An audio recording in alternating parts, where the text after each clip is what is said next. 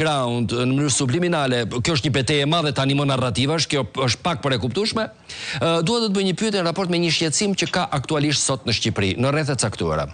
Presidenti Trump ka mbajtur qëndrime të plota kundër establishmentit si sekt të së-majtës të përfaqësuar nga Soros, Hillary Clinton, qoftë edhe Obama, po dhe të tjerë, Kamala Harris, natyrisht që ban kampionin aty, dhe neve si shqiptar pritën që grupi që përbën këtë sekt, që është kryeministri me lidhjet e jashtëzakonshme shumë të gjëra dhe të gjithanshme me Sorosin dhe me të majtën dhe me grupimin e ashtu quajtur të sektit atje, presidenti të merrte një qëndrim të dallueshëm në raport me qeverisjen 12 plus vjeçare në Shqipëri. Mirë po, ka një shqetësim sepse shqiptarët i bëjnë llogarit vepro 1, vepro 2, nxjerrin konkluzionin që ato 1 dhe 1 bëjnë 2, jo, domethënë edhe pse në Ballkan mund bëjë edhe 6. Në momentin që ti i jep Jared Kushnerit dhe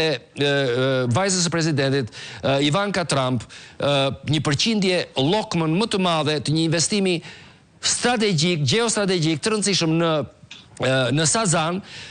afërmendsh të bëhet e vështirë të mendosh që presidenti do t'i lërë interesat e familjes tij, nuk i ka lënë asnjë çast, by the way, dhe do të vinë në Shqipëri për të mbajtur një qendrim për që të ketë një režim change në Shqipëri, pra që të ketë zgjedhje të lira dhe kjo qeverisje 12 vjeçare super korruptuar të largohet për shkak të lidhjeve.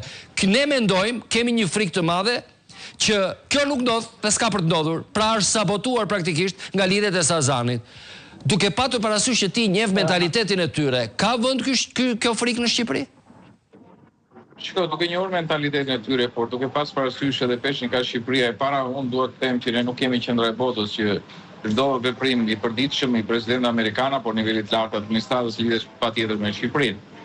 Duke ecur pastaj në logjikën tuaj, dua të them që investimet e familjes Trump në Shqipëri janë mirëpritura nga gjitha krahët e politikës nga qytetarët shqiptar, sepse kanë bërë investime amerikane, të cilat janë të nevojshme që e marrëdhënia ndërmjet Shtetit Bashkuar të Amerikës të vijë edhe në nivel ekonomik, jo vetëm në fushën e turizmit, por mendoj me zhvillimin e reja duhet të ketë patjetër në fushën e mbrojtjes. Dhe këto janë investime të cilat do të jenë kontinuitive, nuk janë që kapin një qeveri vetme, e tjera padyshim se krijojnë edhe nuancat e tyre. Por duhet ju bënë duke që do të thonë me anën e Trumpit në krye të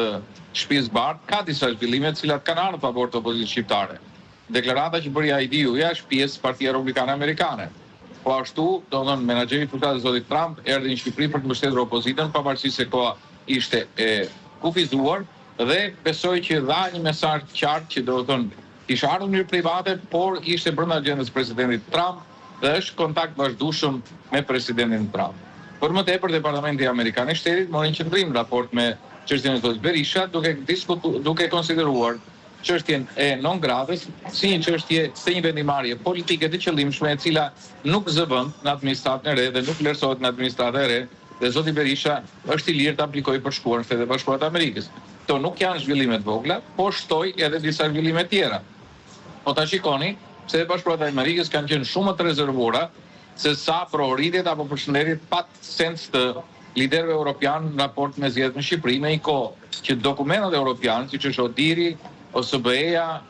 Parlamenti Evropian apo Këshilli i Evropës kanë denoncuar fort faktet manipulimit të zgjedhjeve, të përdorimit të shtetit dhe të grupeve kriminale në interes të qeverisë të lidhura me qeverinë. Atëherë shkojmë tek Por më lejo të shtoj vetëm diçka.